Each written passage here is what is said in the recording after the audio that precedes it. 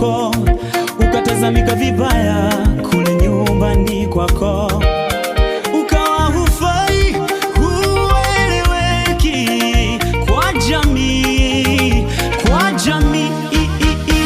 Haina maana kufia dhambini, fikra zako badili, akuita kwa sauti ya upole, atakusamehe, njoo tubu.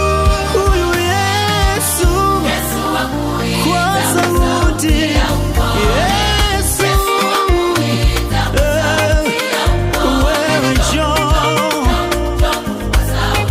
Yesu akuita kwa sauti, njoo, atakusamehe, atakuosha makosa yako yote, utabaki kuwa mpya, si kama zamani walivyokutazama